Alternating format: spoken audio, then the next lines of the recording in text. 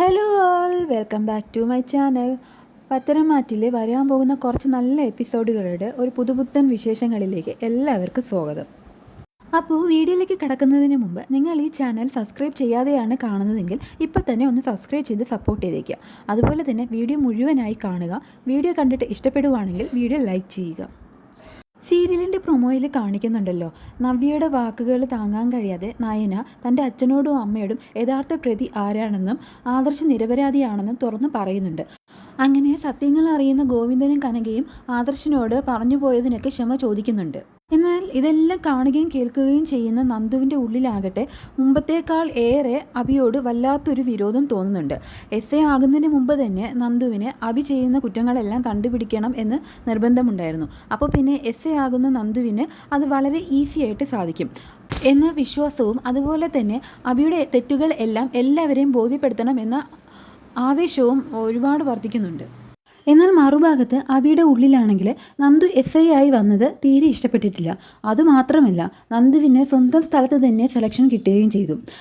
അഭി ചെയ്ത് കൂട്ടിയ തെറ്റുകളെല്ലാം പല എക്സ് ഐമാർക്കായിട്ട് കാശ് കൊടുത്ത് അഭി ഒത്തുതീർപ്പാക്കിയെങ്കിലും നന്ദുവിനോട് അതൊന്നും നടക്കില്ല എന്ന് ബോധ്യമുള്ളത് കൊണ്ട് തന്നെ നന്ദുവിനെ എങ്ങനെയും ഏതെങ്കിലും കേസിൽപ്പെടുത്തി അല്ലെങ്കിൽ ഏതെങ്കിലും ഗുണ്ടകളെ വെച്ചിട്ട് ഇവിടെ നിന്ന് ഒഴിവാക്കണമെന്ന് അഭി ഉറച്ചു തീരുമാനിക്കുകയാണ് കേട്ടോ.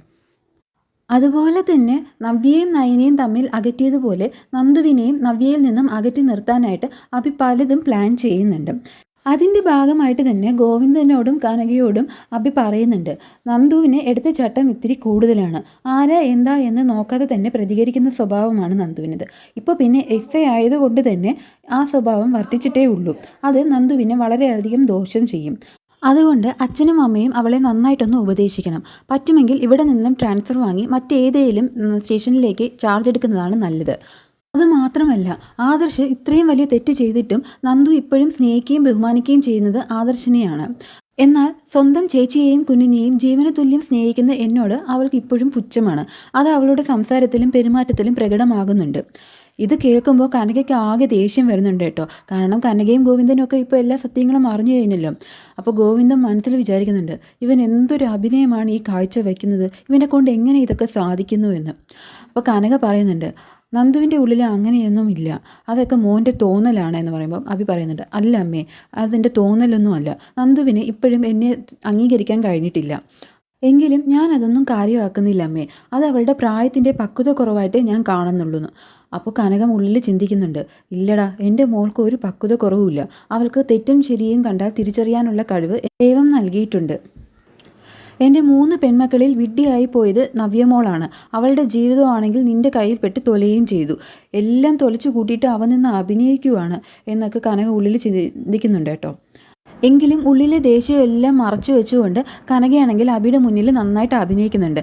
കനക അഭിയോട് പറയുവാണ്, മോൻ അതൊന്നും ഓർത്ത് വിഷമിക്കണ്ട, നന്ദുമോളോട് ഞാൻ കാര്യങ്ങൾ പറഞ്ഞ് മനസ്സിലാക്കിക്കോളാം. മോനിപ്പോൾ നവ്യമോളെ ഒരുപാട് ആത്മാർത്ഥമായി തന്നെ സ്നേഹിക്കുന്നുണ്ടല്ലോ മോനെ, ഞങ്ങൾക്ക് രണ്ടാൾക്കും അത് മതി. ഇപ്പോൾ ഞങ്ങളുടെ ഏക ആശ്വാസം മോനാണ് എന്നൊക്കെ പറയുന്നുണ്ട് കേട്ടോ. അപ്പോൾ അഭിയാണെങ്കിൽ അവൻ പറഞ്ഞതൊക്കെ ഇവർ വിശ്വസിച്ചു എന്നുള്ള മട്ടിൽ വല്ലാതെ ചിരിക്കുന്നുണ്ട്. കനകയും തിരിച്ച് ചിരിക്കുന്നുണ്ട് കേട്ടോ. നീ പറയുന്ന കള്ളത്തരങ്ങളൊക്കെ ഞങ്ങൾ വിശ്വസിക്കില്ലടാ എന്നൊക്കെ ഉള്ള മട്ടിൽ കനകയും ചിരിക്കുന്നുണ്ട്. അങ്ങനെ അഭിയാണെങ്കിൽ അവിടെ നിന്ന് യാത്ര പറഞ്ഞു പോയതിന് ശേഷം ഗോവിന്ദനാണെങ്കിൽ കനകയോട് പറയുന്നുണ്ട്, എനിക്കിപ്പോഴും പലതും ഉൾക്കൊള്ളാൻ കഴിഞ്ഞിട്ടില്ല കനകെ, ഇവൻ ഇങ്ങനെയൊക്കെ അഭിനയിക്കാൻ സാധിക്കുന്നു. ഒരു ഉളുപ്പുമില്ലാണ്ട് ഇവൻ ചെയ്ത കുറ്റങ്ങളെല്ലാം ആ പാവം ആദർശമോൻ്റെ തലയിലേക്കല്ലേ ഇവൻ കെട്ടിവെച്ചത്. അപ്പോൾ കനക പറയുന്നുണ്ട്, ജലജയുടെ സ്വഭാവം അതുപോലെ കിട്ടിയിരിക്കുന്നു, അല്ലെങ്കിൽ ജലജയേക്കാൾ ഒരു പടി മുകളിലാണ് ഇവൻ്റെ ദുഷ്ടതരങ്ങൾ. അതുകൊണ്ട് തന്നെ ഇവൻ ആരെയും ചതിക്കും. നവ്യമോളെക്കുറിച്ച് ഓർക്കുമ്പോൾ മാത്രമേ ഉള്ളൂ എനിക്ക് വിഷമം. അതുമാത്രമല്ല, നയനമോള് പറഞ്ഞതുപോലെ സത്യങ്ങളെല്ലാം എല്ലാവരും മനസ്സിലാക്കി എന്ന് ഉറപ്പായി കഴിഞ്ഞാൽ പിന്നെ ഇവൻ സ്വന്തം മകളാന്നുള്ള കാര്യം പോലും ഓർക്കാണ്ട് ചിലപ്പോൾ ചന്തുമോളെ കൊല്ലാനും ഈ ദുഷ്ടൻ മടിക്കില്ല. ഇവന് എന്തിനുമുള്ള മനസ്സുണ്ട്. അവൻ്റെ കാര്യങ്ങൾ മാത്രം നടന്നു പോകണം എന്ന ഒരൊറ്റ ചിന്ത മാത്രമേ അവൻ്റെ ഉള്ളിലുള്ളൂ. അതുകൊണ്ട് നയനമോള് പറഞ്ഞതുപോലെ നമ്മളെല്ലാം അറിഞ്ഞ സത്യങ്ങൾ തൽക്കാലം നമ്മുടെ ഉള്ളിൽ തന്നെ വയ്ക്കുന്നതാണ് ഗോവിന്ദേട്ടാ നല്ലത്. അപ്പോൾ ഗോവിന്ദൻ പറയുന്നുണ്ട്, നവ്യമോൾക്കൊരു കുഞ്ഞില്ലായിരുന്നെങ്കിൽ ഉറപ്പായിട്ടും ഞാൻ മോളെ ഇവിടെ കൊണ്ടുവന്ന് നിർത്തിയേനെ.